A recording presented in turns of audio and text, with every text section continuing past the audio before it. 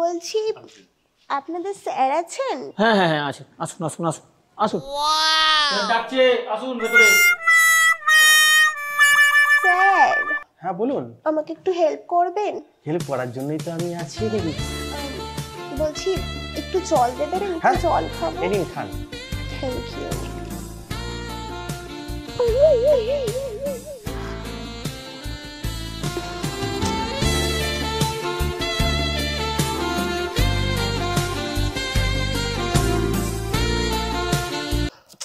এ বাবা ভিজে গেল না, জল পড়ে কিছু পুরো নেই, ভিজে গেল।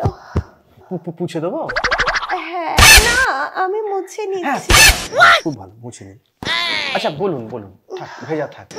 হ্যাঁ না মানে পুছে নিন পুছে নিন। বলছিলাম স্যার, দুদিন আগে না আমার হাজবেন্ড বাজার করতে গিয়ে আর বাড়ি ফেরেনি। খুব ভালো কথা।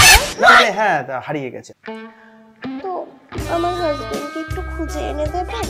তারপরে? আর অফিসে কলিগদের ফোন করেছি, বন্ধু বান্ধব আত্মীয় স্বজন সবাইকে ফোন করেছি, কিন্তু কেউ ওর খোঁজ দিতে পারেনি।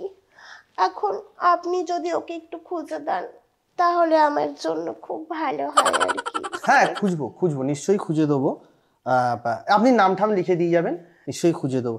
আর যদি একান্ত পাওয়া না যায় তাহলে রাত্রে বাজারটা নয় আমি করে নিয়ে যাব। হ্যাঁ মানে বাজার রাত্রে আমিই করে নিয়ে যাব।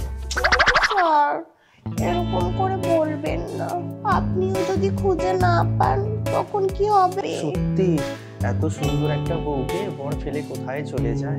স্যার প্লিজ তাড়াতাড়ি একটু আমার হাজবেন্ডকে খুঁজে এনে দিন না। যাক তবু দিনটা ভালো গেল। এরম যদি এত ফুটফুটে একটা জিনিস প্রত্যেকদিন আসে মনটাও ভরে, অনেক কিছুই ভরে যায়। যাক হে ঠাকুর প্রত্যেকদিন ওকে পাঠিও। জয় মাতা প্রত্যেকদিন এরকম একটা ভালো পাঠিও।